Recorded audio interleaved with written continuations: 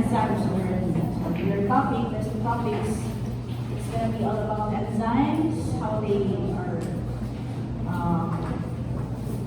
created, or their purpose, their functions, and then also know their regulation. Okay? So in this particular focus, you know also their important roles in the body, what are the mechanisms of catalysis, and we'll also talk about their how they work, okay? And then the inhibitors of enzymes and the mechanism behind it. And then the next one is will be about regulation. Okay. So right now, I think you understand about chemical reaction. So it's something to do with the interaction to create new substance. So substances, they come together and then they will create a new substance. So it's like the same way you would want to know that if there is a new substance, so substance A plus substance B would form a new one, the product. Okay? And it has something to do with a chemical change. So it's either break bonds or form bonds. Diba? I think that's been emphasized in the past few lectures that we had, the first few weeks of class. So we also need to understand that, of course, chemicals undergo changes, and a common one would be either physical or chemical change, right? So what's an example of a physical change? For example, what you see in the kitchen. Sugar. Okay, what happens to sugar? It melts in the mouth. So sugar, let's say ice. So was it a chemical or physical change? When you burn sugar, easy understanding of that principle. So it's the same way. So physical, something to do with the makeup of the chemical makeup of the substance is the same. There's just a changes in size, in shape, or state of matter. And it could be reversed. So siguro it may not be the same shape, but still has the same chemical substance. For chemical change, it's really a formation of a new substance. That's why it's going to be hard to reverse. The same way, burning candle, taking the wax that's melting. Okay? That's one physical change. But the wick introduce the chemical change. We got the principle behind it. That's chicken for you. So focusing on chemical reaction, so it always involves your reactants, or what we call your substrates, and producing the products. So it needs this medium that we're in, they would interact with each other. So that, again, the end point here is the products will be produced by such reaction. So I think we have that before. And for example here, H2O, that's hydrogen peroxide. When you break it down, it becomes a water and oxygen. So again, take note. When reactants will have a contact with each other, bonds between them are broken, and atoms rearrange and form new bonds to make products. And only the atoms present in the reactants can end up in the products. No new atoms are created, and no atoms are destroyed.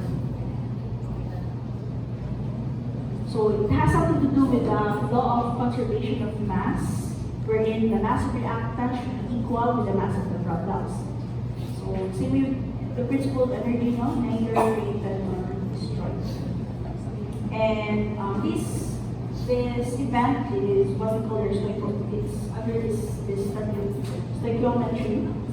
We're in balancing equations and chemical reactions. Maybe some of you would find it, you can still remember that in your pre-days, wherein the number of the reactants should equal the number of the products. Who wants to try? You want to try? Okay. Chemists, pharmacists here. See you there? Anyone who wants to try? We can use this out. It has the whiteboard marker. I don't have it. Volunteer? What? You said no? Yes? Somebody said yes. Who was that?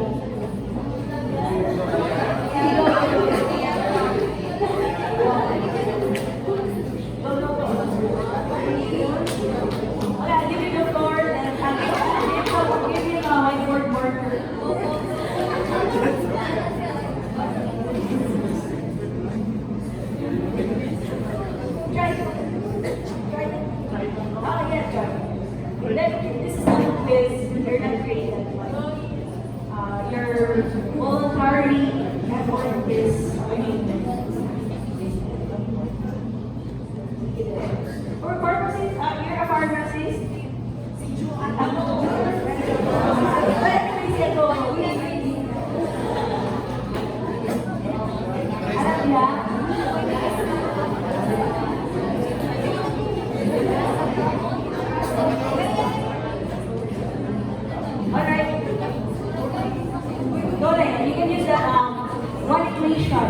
One equation the iron and oxygen.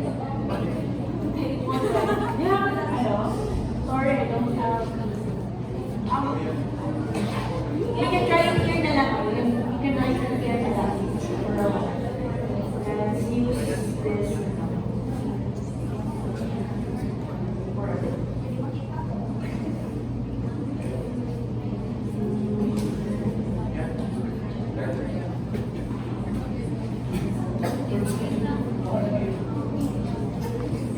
Try this one. Try this one.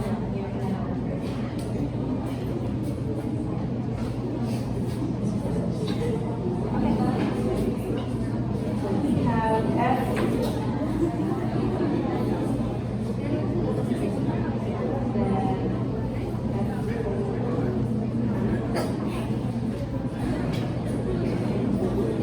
Sorry. F.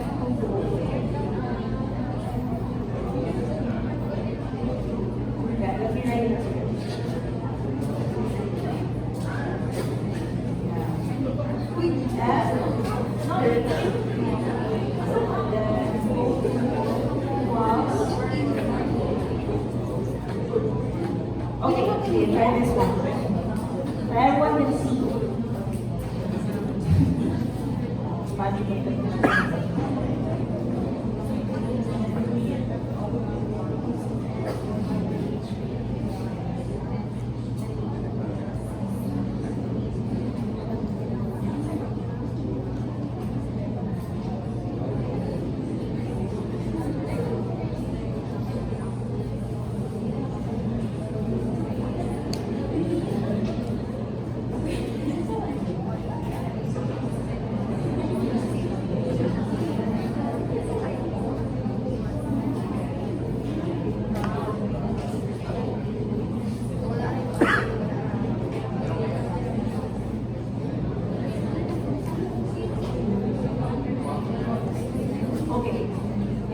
Balanced?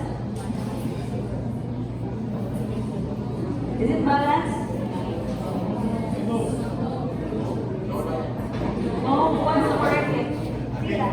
This is a learning process. I mean, you won't work it. This is actually, para review in high school.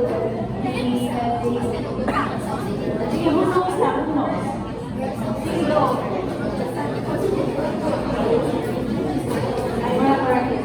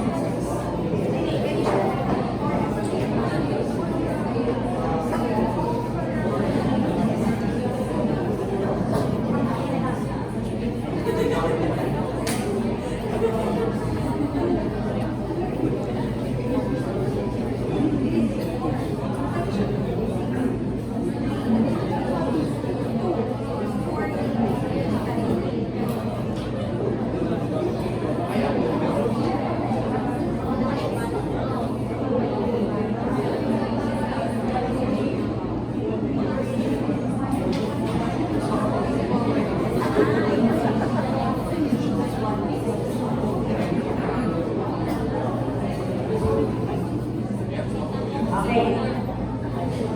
Is it? Is it?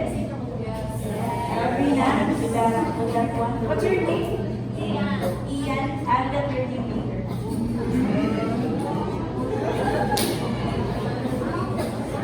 Okay, so at least you got the idea, no? So, let's just skip the other. At least let's just go through all of it. Okay. But here's one now. Here's this fact. All chemical reactions in our body depend on enzymes. So how or why? How enzymes, how important are enzymes? Why can't we live without them? No? So, the reason why, again, these reactions in the body would depend on enzymes, because if without enzymes creating the DNA and RNA, around, it says here from Dr. Wolfenden, he said that it will take 7 to 8 million years in water just to create a single DNA or an RNA without an enzyme. Imagine that, 7 to 8 million years. And that's just one. So how about the thousands, the millions of cells? Okay, in the body. So it's impossible to create, to form a biologic entity without enzymes. Okay. So without enzyme catalysts, the slowest known biological reaction takes a trillion years. And enzymes can make this happen in 10 seconds.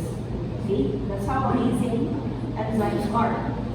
So that's why we need to delve into how these proteins, because these are mostly proteins, work. So I think this is found in your Harper's. According to Harper's, the enzymes are what? They are what we call as biochemical catalysts. So when they hear the word or read the word catalysts, they accelerate or speed up chemical reactions without an interchange.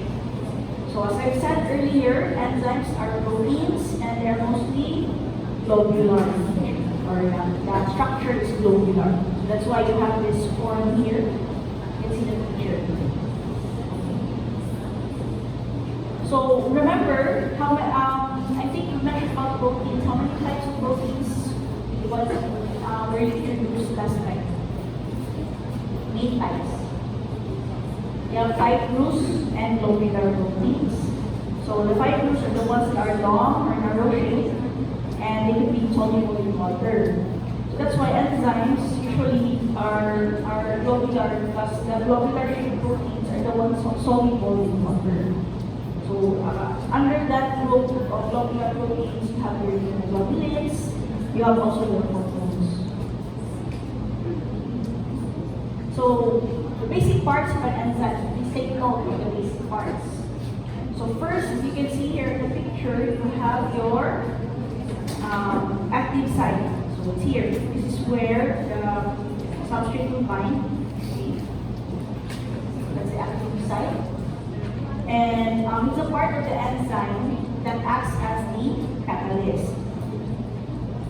So where you will find that the active site has this complementary to the substrate it catalyzes.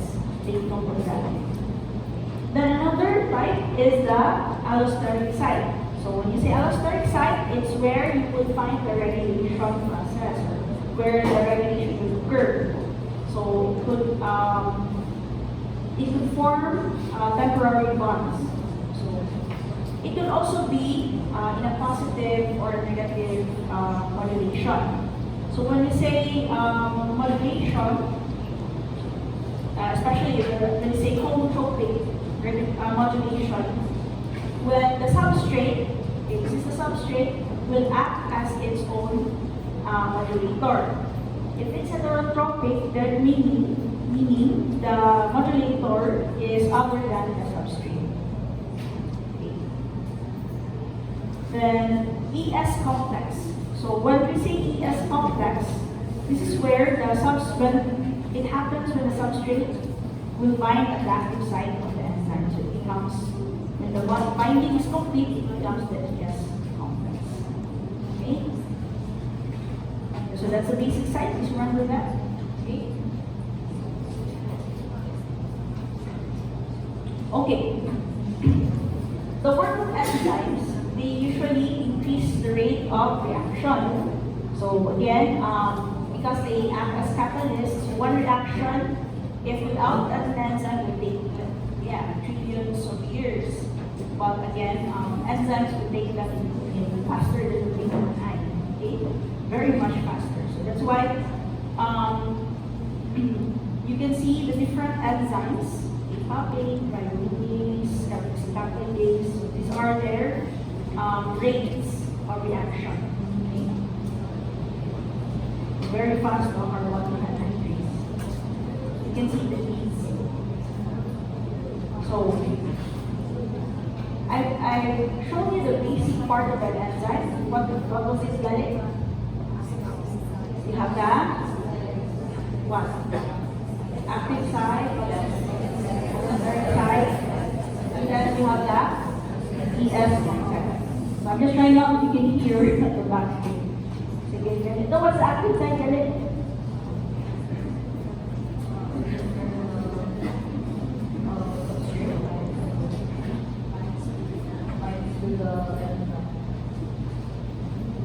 Okay, what is a homotropic steric modulator? What is a homotropic modulation?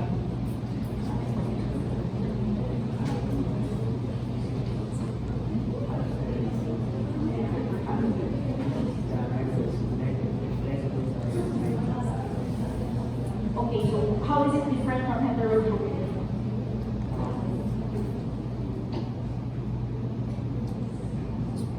Anyone else?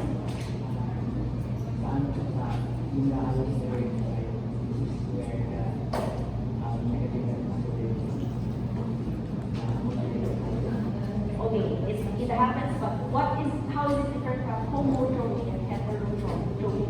You're making your treatment can happen.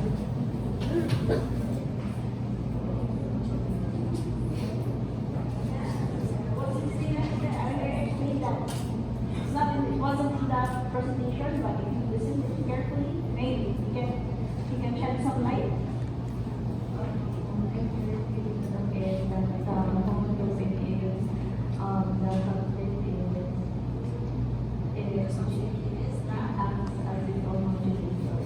Okay, alright. Yeah, I will do that from time to time, so be prepared. Okay, so you have to listen well. Okay. So, part of also with the enzymes, you have your cofactors or one of your coenzymes. Okay. So by the way, a holoenzyme is this enzyme. It's this part here.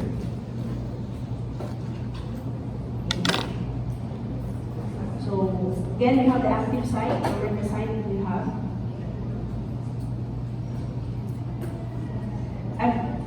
The holoenzyme is the entirety of the enzyme. Okay? The one I highlighted earlier is the actual enzyme. Then you have sites wherein your coenzyme could bind, as well as your cofactor. And these have rows when the substrate will finally bind, your cofactors and your coenzymes will affect the activity of that binding. Okay? So that's why when the substrate binds to the enzyme, not all of it would have their own reaction right away. So that's why they need the help of the cofactors or your coenzyme. So what's the difference? So when you say cofactors, usually they could be inorganic or organic. So they could bind either tragically, it could also be sociable. So either to the enzyme or to the substrate. And there are two types. you have metals, the form of ions like your iron, your zinc, magnesium, your copper. And coenzymes would be organic molecules, and usually they are loosely bound. So coenzymes are actually cofactors. Okay? So part of the cofactors. So when we say metal ions, usually because of their ionic component, they will participate directly into the catalysis. And usually it's their stabilizing role for the enzyme or the substrate. And eventually, they would help convert that substrate to products. So one example here is the DNA polymerase. They need magnesium for it to have its work. Okay? So we're gonna go to DNA synthesis. You will see DNA polymerase in action. So coenzymes, as mentioned earlier, they're organic carrier cofactors, and they can serve as recyclable shuttles or group transfer agents. So remember transaminases? So they have coenzymes as cofactors. And they could transport many substrates from one point of generation to a point of utilization. And usually they indirectly participate in catalysis. Example here would be your NAD. Okay? So they act as your coenzymes. So here, we're going to look into the process of lactate dehydrogenase. They need that for its conversion to lactate to pyruvate. Okay? So these act as coenzymes. Okay?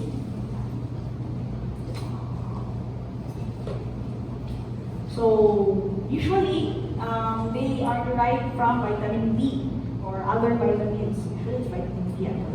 So like your nicotinamide dihydrogenase, your NAD, from what vitamin B is that? EMA. Then your thiamine is also one of the B vitamins, no? Your flavin, okay? Then you have also coenzyme A. So usually they are water soluble.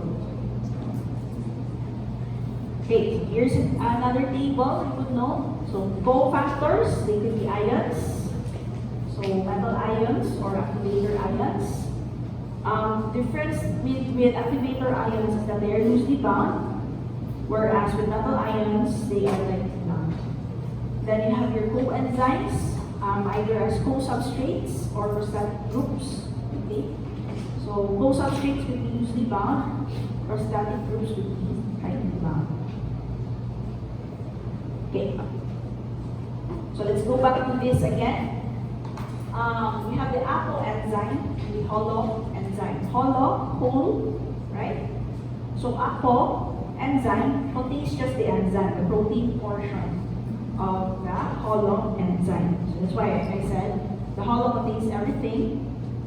Then the APO is the one, just this one, without the coenzyme and the cofactors or the cofactors.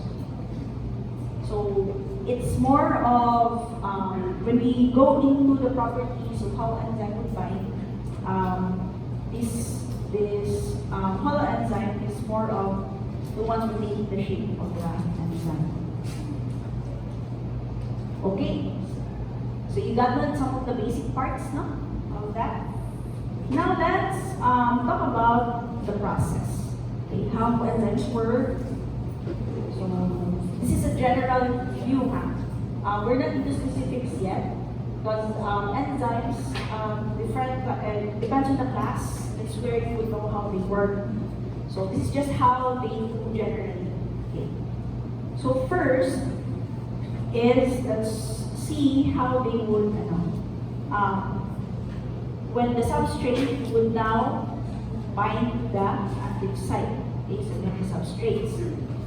So once there is already the binding, you would form your holoAPO enzyme. You have your holoenzyme. Okay. So and then it would become your what part? The ATPase complex, no? So usually, the active site, you find it just by weak interactions. Because if it's really strong, the active site cannot be released, or the substrate cannot be released. So, what enzymes do, when the substrates bind into the enzyme, the active site can then lower that energy of activation. So, if there's too much energy and the body cannot overcome that, there won't be any reaction. So, what enzymes do? They would try to lower it so that the reaction could continue. So, and then they would speed it up. So, this is what happens. Okay? So, that's why during that time frame, the substrates will be converted into products, so they will be released. Once released, the active site then is now available for new substrate molecules. So that's just the cycle, the general cycle of the life story of an enzyme. Okay, a day in the life of an enzyme. TikTok. Okay. So, sige Ben. Another one naman, another question and answer portion. Okay. So, who wants to discuss a day in the life of an enzyme?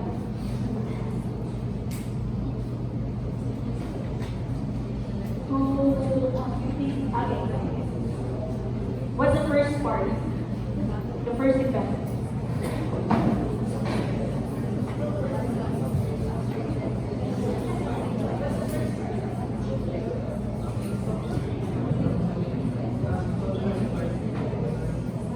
Substrate binds to the enzyme. Okay, what's the second part?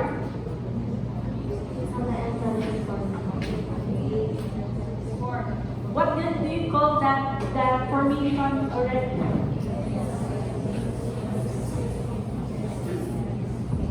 After the AS complex is formed, what does the active site do? What does active site do? The active site will what?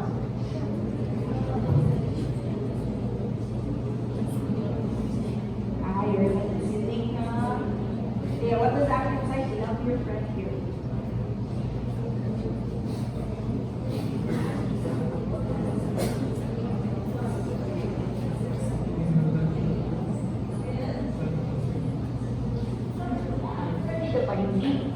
What does it do, man? Other side to other side.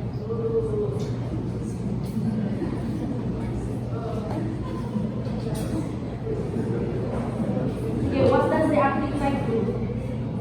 The active site is what? Will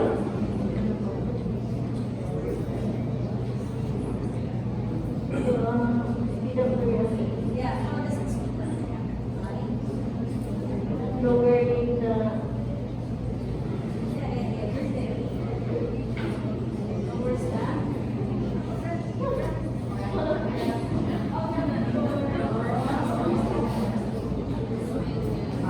active site can lower the energy activation and speed up the reaction.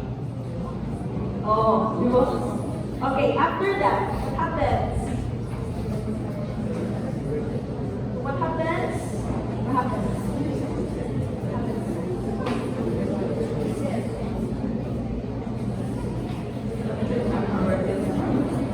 Substrates are converted as products. Then what will the enzyme do with the products? Will it stay there forever? Products are released. Okay. After the products are released, what happens?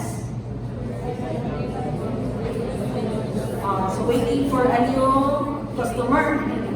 So a day in the life of an enzyme. Okay. Watch out, you have to listen what the other is. Yeah, is it learning fun?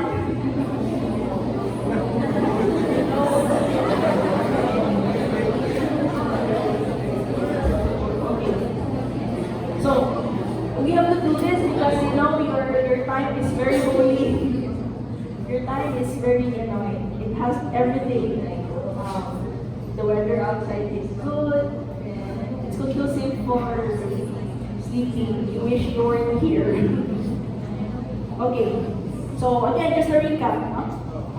Enzymes, the substrates rather will enter the active site. Then the ES complex is formed. We'll talk about how enzymes accommodate the substrates. And then the products will then be formed faster than the usual because of how the enzyme active site will do that? With lower the energy of activation.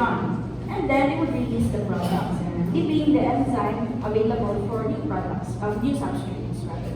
Okay? So that's the general rule of how enzymes work. Okay. So, of course, the properties of enzyme is really surprising because it's really fast. For example, catalase.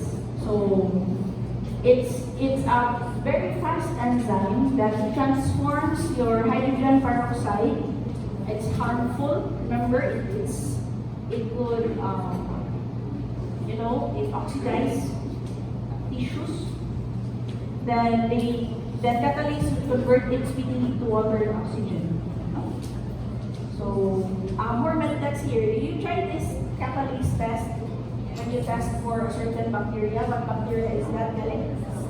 Your Staphylococcus aureus, no? Catalase positive, let's see. With that culture, then you would think, this is bad. Okay. So that's why water and oxygen is formed. Very easily, so it's like one molecule could repeat the reaction 100 times in just 1 second. Okay? So the turnover rate is so fast. Okay. So here in this picture, this is what I mentioned about catalase. So although most enzymes will accelerate reactions at similar high rates, but there are some exceptions. So, for example, a lysozyme. The lysozyme, you find it where? In the lysosomes. Do you know the reason why lysosomes are walled up? They have their own compartment? Why? What do you think? Just a logic lang. Lysosomes inside the cells have their own walls. Why? Yeah, once they are released, they will activate, will dissolve the cell. Okay? But here in a lysozyme enzyme, it dissolves your, talking about bacteria, it dissolves glycosidic bonds in the bacterial cell wall. But this could only bind to one molecule at a time. Okay? So there are times that it's like that. Okay? So I mentioned about how enzymes will accommodate substrates. So there are two models for that. It's their theories. It's still not fixed, whoever is right. But the principle is similar. The enzymes has either a lock and key a pattern of binding to the substrate, or it could be induced fit. Okay? So you can just choose whichever is your favorite. Okay? If you're OC, maybe you would like lock and key. So, but if you're not, you can have induced fit. Okay, but with lock and key hypothesis, it's like the shape of the active site is exactly complementary to the shape of the substrate. So that's why it will result in a rigid shape. So this is postulated by Emil Fischer. Okay, so Fischer's lock and key hypothesis. So the lock would be the enzyme, the key would be the substrate. So lock and key. So if it's a different key, the lock won't open or won't work. So that's why it says there that it should be the correct size that would fit into the keyhole or the active site of the enzyme. So this is what the lock and key model would look like. So you can see the substrate should be same shape as the CD on the keyhole. So that's why if you would want to remember it, the OC ones would want this to ring. Okay? But induced fit, it's different. So you would say that for one, there is a weak interaction between the enzyme and the substrate. So an initial interaction, once there's already that initial contact, then it would rapidly induce conformational changes and then induce strand binding.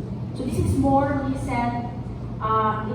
It's a more recent model, and it's then widely accepted because it's backed by evidence. So that's why those who are not OC can relate to this. Okay. So, but this is proposed by Linia Kaufland. Okay. So, example of how I have nothing against those people. In fact, they make things better.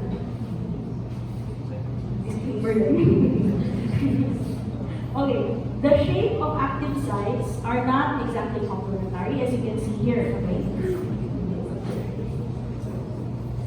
But you would see that then once there's already contact, that it would be flexible enough to change its shape to accommodate the substrate. So it's actually more of the enzyme that is the ones that has the initial initial shape. Okay. So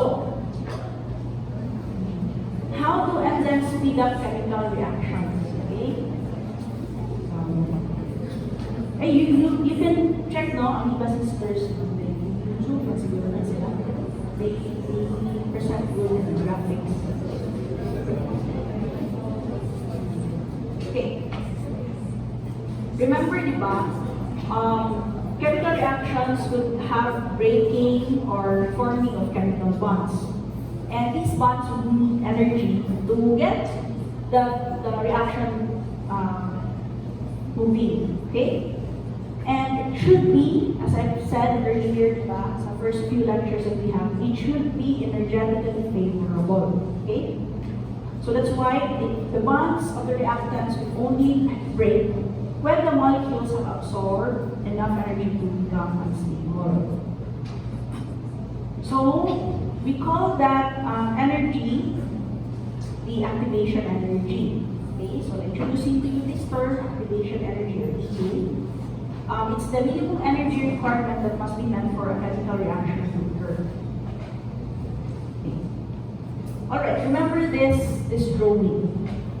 And we will talk about these properties of what an enzyme should have in order for it to be enough. Okay. So you have the reaction here at the bottom. Then you have the free energy. So for a substrate to become a product, so we need to overcome this. Okay, this much. And if it's uncatalyzed, the energy required or the energy needed for it to activate is high. However, if that is catalyzed by enzyme, you can see how the difference now. The time, the lesser time it took for the substrate to become a product, right? And it could also lessen the amount of energy for the reaction to occur. So parang you would lose the waste back. Okay? Because remember, when energy is produced, what's usually the outcome? But heat. No? Okay. So just remember this for now, just introducing that picture. But we'll go back to that one by one. Okay, so what are the mechanisms of catalysis? One, it could be through catalysis by proximity or strain. There could also be covalent catalysis, covalent bonding, or acid-base catalysis. Okay, so when you say catalysis by proximity, it says here that for molecules to interact, they must be in bond-forming distances to each other. So they should be close. No? So, in your first year, maybe your crush, if you want proximity, what will you do? Eh, diba? You will visit mates. Mind you, your arrangement now, it will change. Especially if the one who, for the ladies, it will change. Oh no, there's already one forming that. Are you?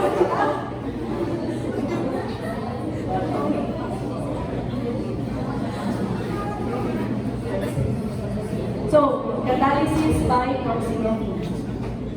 So who can relate? Okay. So it just says here that remember this. It's just logic. You can just use it by logic. If you raise the substrate concentration, if the concentration is high, what happens? You would find more chances of these substrates to interact with each other, encounter each other. So the greater will be then the rate of their reaction. Okay, that's why catalysis by proximity. So check your shipmates, it will change. So substrates that held close in space and incorrect orientation, then there will be more reaction or efficient reaction happening. Okay? So the active site is where it would find this local substrate concentration is higher, which then the molecules then be oriented in a position that would be ideal for them to chemically interact. Okay? So somehow another principle is catalysis by strain, ang mechanism. So when enzymes will typically bind substrates in a conformation that is somewhat unfavorable, so this is somehow opposite. Okay. This strain conformation could then mimic the transition state intermediate. So if you're gonna go back to this picture here, it's like this. No? It mimics the transition state, like the lens state here. And eventually, when the enzymes will change that conformation to become unfavorable, then the bonds will break. Okay? So then, another line, makarelate for catalysis by strains, usually it's the breaking of substrates to form other products. Okay? So then you have the products represented as the broken state here. So what happens? They mimic the transition state. This one here, the transition state to intermediate.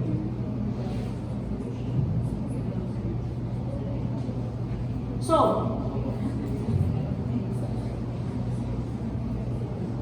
in terms of effector and inhibitors, which one or which substance could be a more effective enzyme effector? A substrate analog or a transition state analog?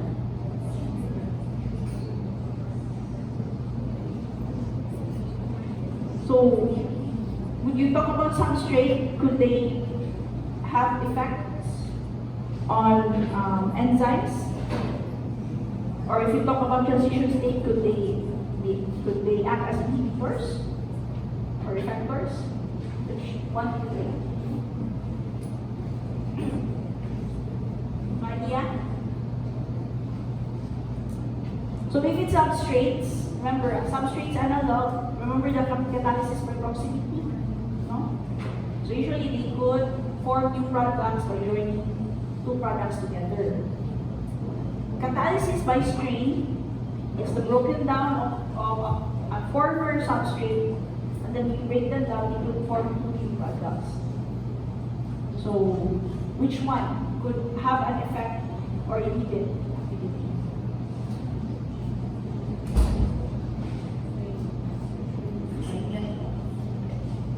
Simon Nando? I'll ask that in the exam. Good. Okay. Next is covalent catalysis. Okay.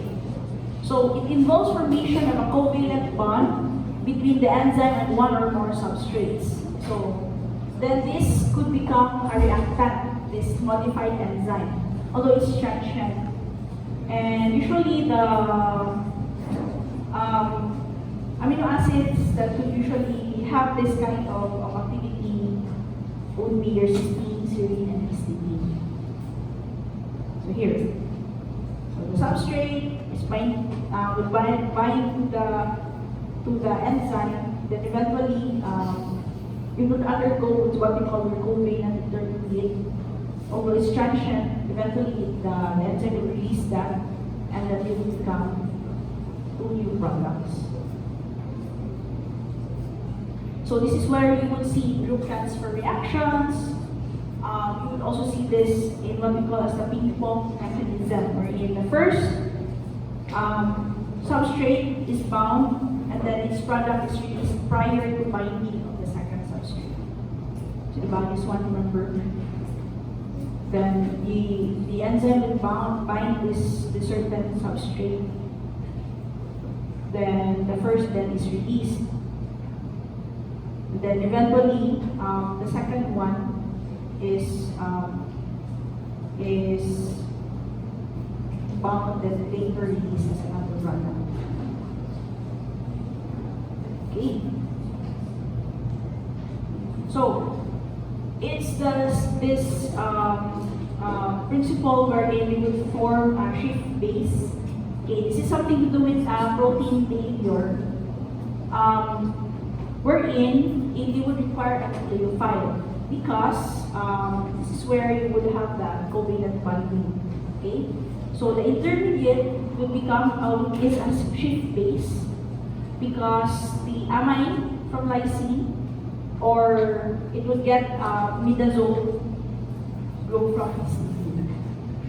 So it's something to do with creating your proteins. Okay, next would be acid-base catalysis, and it's the fourth one. So the prostatic groups are the ones responsible for this, wherein the enzyme acts either as an acid or a base, and it could remove or delete protons. So when we say acid catalysis, then meaning that it's sensitive to hydrogen ions, and base catalysis the hydroxyl ions. So you have the esterifications or the alkyl reactions as examples here. So for example here, this component will undergo a transition state. Okay? And then there is the transfer, donation, and then removal of the ions. No? And eventually, you get a new product. So acid-base catalysis. Sige, another review na naman. Okay. What are the four types of your enzyme mechanisms? Structure? Why is that not together? I cannot hear you alone. I don't hear you. I have asked people at the back. Favorite people at the back. Sige, what's the first mechanism?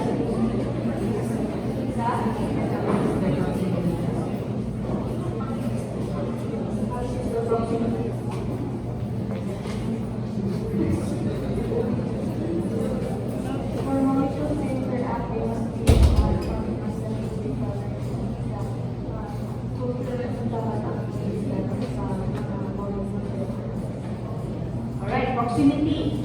So, what is the main feature of catalysis by proximity? How would you do the concentration? Would you lower the concentration or make it high?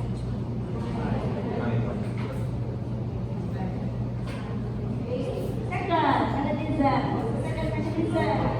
Here na naman sa other side. Okay. A teacher, alright? A teacher siya.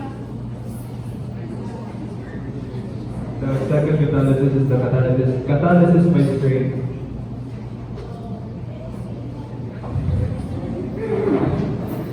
Enzymes typically bind substrates in a formation that is somewhat unfavorable. This strain conformation mimics the structure of the transition state intermediately. Alright, so that's how the strain will go in. The enzymes will make them uncomfortable and then they will break up. Let's break up. Closer ka tayo mo din. So proximity sila to break apart. So what's the third?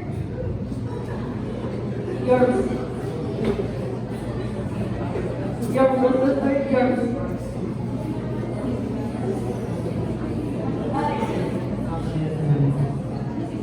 Covalent catalysis. Sige, pag-explain. You got the, is it the PDF, no? Ay, nata sa mga senior. Baka yung, kagat. Sino backer o mayor? So basically, covalent catalysis involves the formation of a covalent bond between the enzyme and one or more substrates. And these are a modified enzyme that becomes a reactant, and then usually requires a nucleophile because a catalyst substrate covalent bond is missing. So Yeah. So, thank you, Mayor, ha? Sabi mo, Dr. Mayor. Pati na pa ka. Sasanit-hirit. Okay. What's the last? We have your Acetate catalysis. It's the removal and elimination of protons by acetate. okay. So when you say acid, what ions are we talking about? Base? Hydroxide ions. Okay. Yeah, it's a form of review actually. Learning, you want to refresh your mind.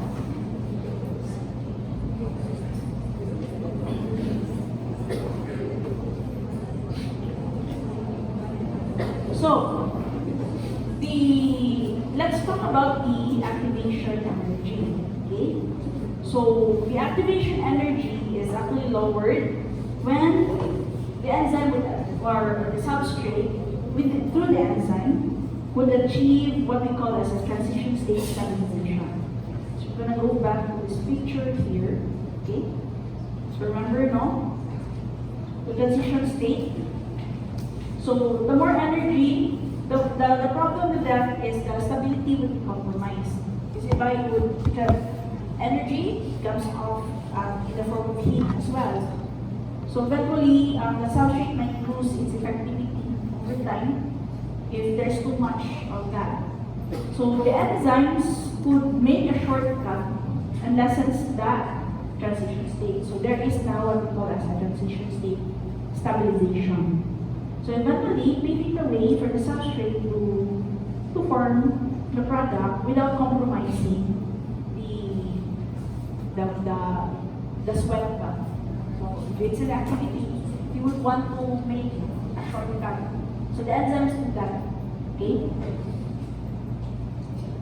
So how do we achieve that? First, when through proximity, so once it's closer, it's easier, no? Okay. But not to discourage long distance relationships. Balik na naman. Or mind you, no? Mind you. Mga chika ko na. Hindi na lang po siya. Sorry. Ano wala, no? But actually, in med school, usually something to do with, if they will ask, is your partner showbiz, non-showbiz? That's the term. When you know what showbiz is, yeah, it's a med student, you say field. Non-showbiz is totally outside. And they said, usually if it's in a non-showbiz relationship, it would allow, there would be some strain catalysis by nutrition. I don't think so. Even the showbiz relationship, during the course of med school, you'll just hear news na, they're together na ba yun? Something like that. Well, anyways, so how to achieve a transition state? So enzyme mode na enzyme mode. Put your brain cells in enzyme learning mode. So when these substrates would be closer, then, or we put the stress on the bonds in a combined molecule through straining. And then the enzymes would also provide another lower energy for the reaction to take place. That's why they need covalent bonds. Yeah.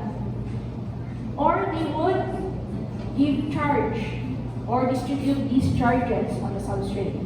So through an acid-base catalysis. That's how transition state would be achieved. So again, with these mechanisms, you would know that enzymes are neither consumed or permanently altered in the reaction. So that's one property the enzyme you should look into an enzyme, that they won't be changed, okay, no matter what. Okay, no matter how hard your enzyme is, you would still be determined to become doctors. To be enzyme stuff. Okay, inspiration of love. Then it should be highly specific and selective. Okay? That's why enzymes if you correlate it clinically, we usually find tests for enzymes, right? For example, liver test, what are enzymes we do not want to your alanine, aminotransferases, and your aspartate, no? Transferases, okay?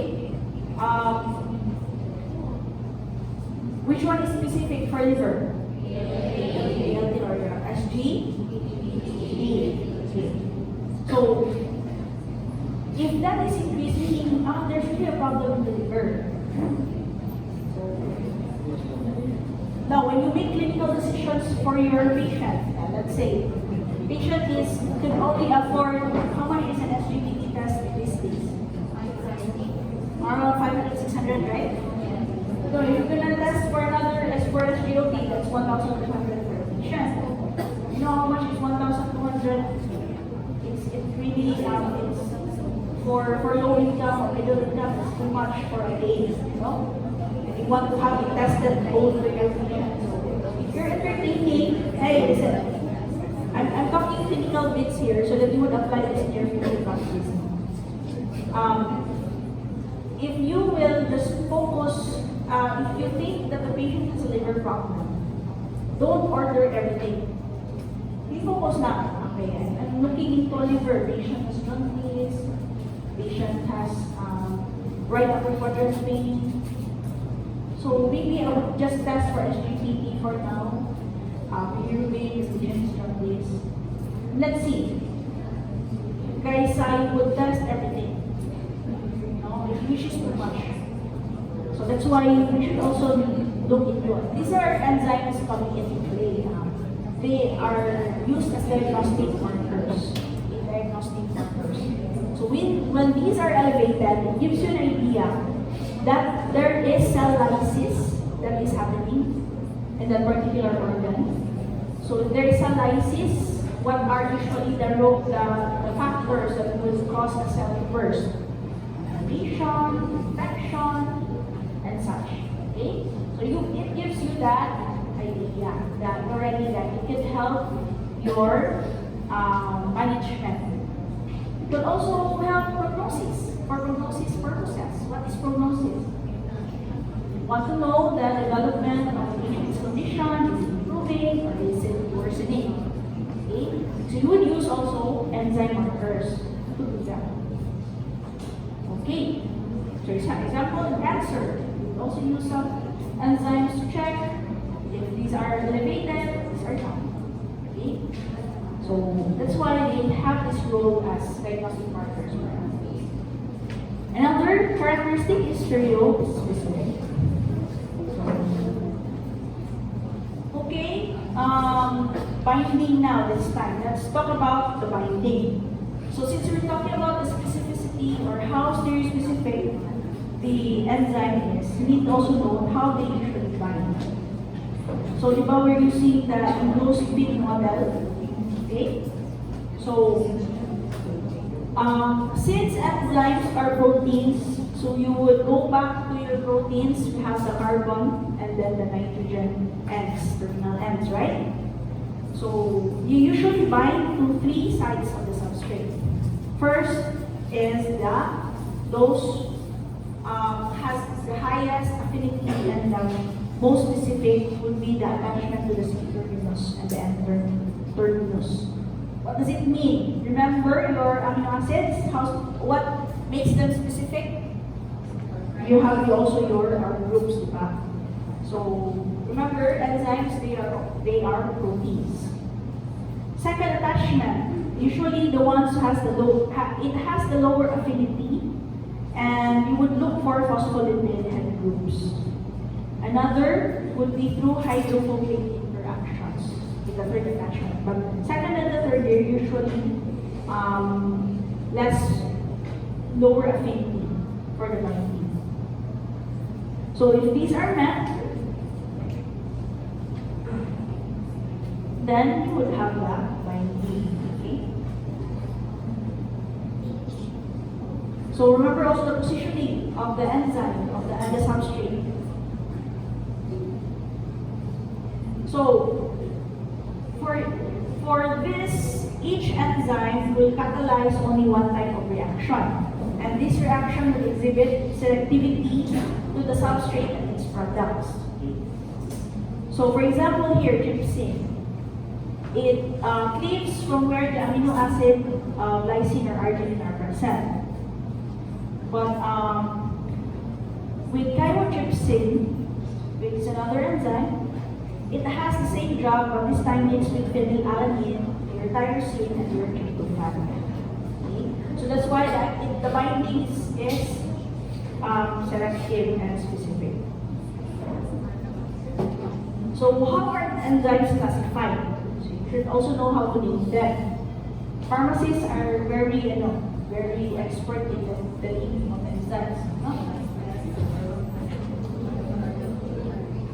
So how do you name them? First, enzymes usually end with ACE, except with the GI enzyme, trypsin, and pancreatic enzymes, trypsin, and trypsin, pepsin. So usually you have the ACE, oxidase, hexokinase, hydrolases, you have those things. Second, they are mainly classified according to the reaction they catalyze. For example, redox. So you would say oxidoreductases, redox. There is oxidation and reduction. Dehydrogenases. So they have the dehydrogenation reactions. Oxidases, oxidation reaction. Or the protein degradation. Proteases, they will degrade protein. Lipase will degrade lipids. Third principle, the first noun in the enzyme is usually the substrate. Okay? In the enzyme, for example here, glucose 6-phosphate 3-hydrogenase. Where's the substrate there? Glucose 6-phosphate. That's the substrate. Then what reaction? Remember that the principle, no? Dehydrogenase or redox reaction. Then usually here another example, pyruvate. This time it's pyruvate that is the substrate. Okay. So how are they classified? You just remember this one off clearly. 6 types of enzymes. Oxidoreductases, transferases, hydrolases, lyases, isomerases, ligases. So often. So when we talk about oxidoreductases, as according to its name, What's the main role? Oxidation reduction reactions. It means that you will transfer electrons from one molecule to another molecule. So what are the examples here? You have your oxidases, wherein oxygen is the acceptor of hydrogen or the other electrons. The hydrogenases, they need your cofactor, your NAD, or any other Fabin enzyme, when they will transfer this hydrogen to this cofactor. Peroxidases, so reduces a reduction of hydrogen peroxide. Hydroxidases, you add hydrogen groups to its substrates. Oxygenases, it's different from oxidases. Oxygenases will incorporate molecule oxygen into organic substrates. Reductases will specifically catalyze reductions. Okay, so remember here, this is your cofactor, or what you call this specifically your correct coenzyme. Okay. So this is lactate, remember now, substrate. Then what type of reaction? The hydrogenases. What happens here? So remember the cofactor, they accepted your hydrogen, then comes pyruvate. The hydrogenases. You get a hydrogen molecule. And then the one who accepted that was your cofactor. Okay, transferases. Enzymes will transfer a group. It's either an ethyl group, glycosyl, or phosphoryl group from one compound to another. As the donor from the substrate, then the other one will be your acceptor. Good morning. Then, examples of transferases. So, kinases or phosphorylases. Remember hexokinase kinase? So D-glucose with ATP. So someone accepted. That's why the phosphate. That's why it becomes the glucose 6-phosphate. And then ATP. But from ATP, that's ATP. Transfer. Hydrolases. So remember that the ones I discussed about reactions, that's mostly enzymes. Usually the reactions are like that. So hydrolases, cleaving or cleavage of your CC bonds, CO bonds, or CN bonds. So breaking by what? Adding water. So water could break bonds. You're nothing. 1 second. Remember that? You want to know water? I'm sorry, old school, I'm an old school person. You cannot relate na. Okay, if you can, who was the actor? What was the cherry? Yeah, and then the other one was? The other one was? Who was the other actress? Oh, yeah. Oh, okay, so at least you can still, you still watch classics.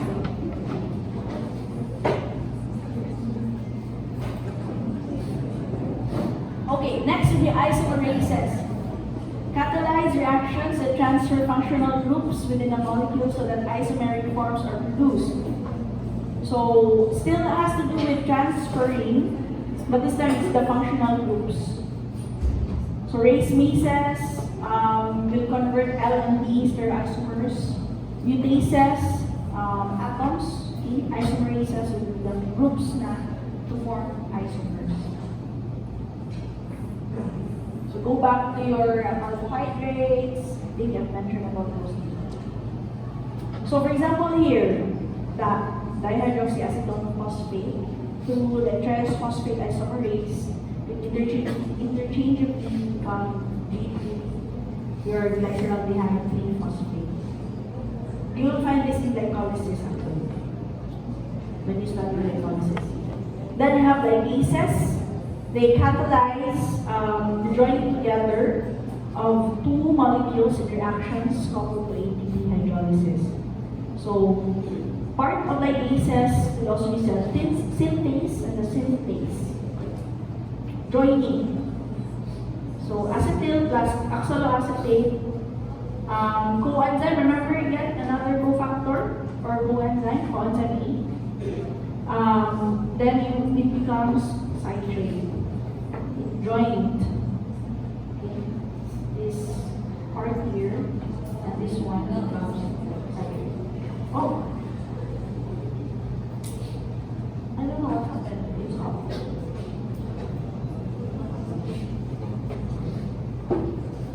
Wait now.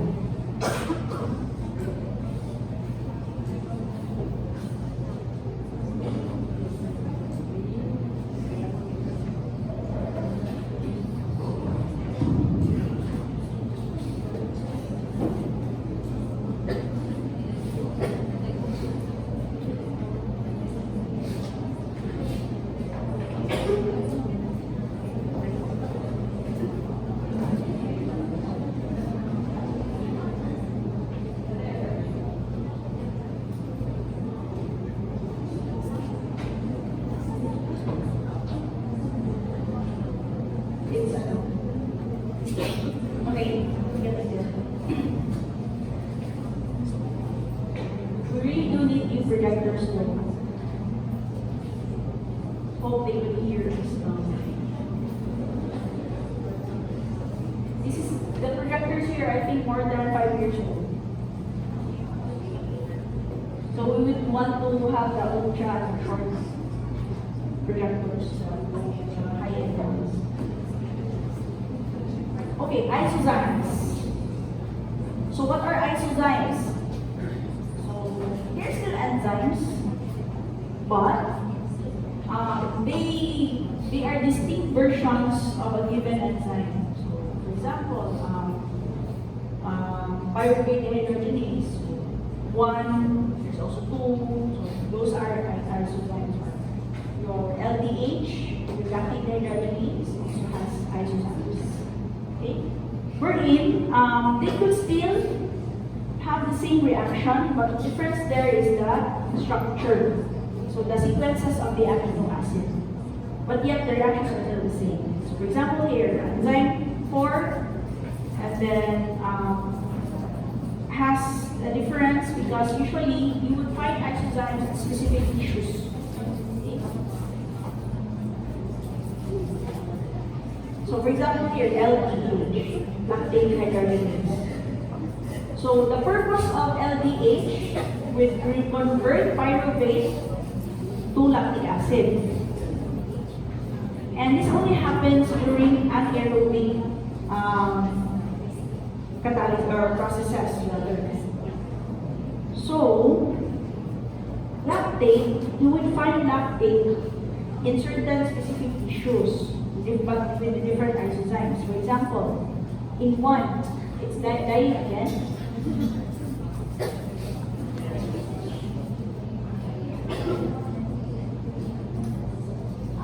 Actually, this is beyond me already.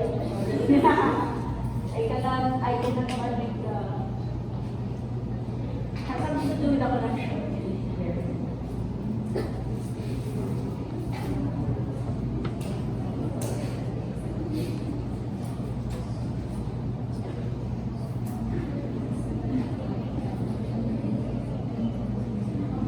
This one that is the book. I have your copy, right?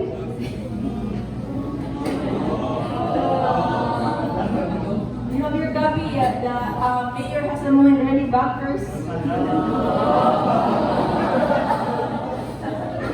Poco backers.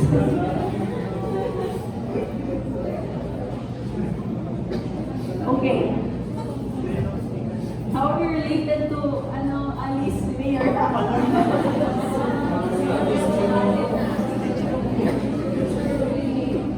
Okay.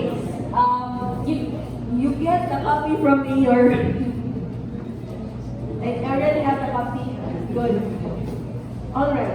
So I was talking about your isozymes. lactate dehydrogenase has 5 isozymes. So, LDH1, you would find this enzyme, the hard earth, in the RBC. Whereas LDH2, so remember the pattern, I've shown you this picture here. Okay? LDH, and then there's a change in that certain isozyme, but all of which will still have the same reaction. Albeit, they are found in different tissues. Okay? So, 2 would be in the RDS, 3 would be in the lungs, 4 would be in the kidney, in the placenta, 5 would be found in the liver. But the most abundant would be LDH2. So,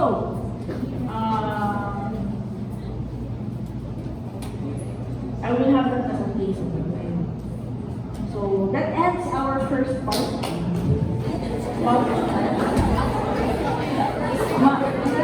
Mahaba pa. We still have a few more hours, but let's end here for now. And then we have your break. Then we're taking a break. You must know your lab. Drinking.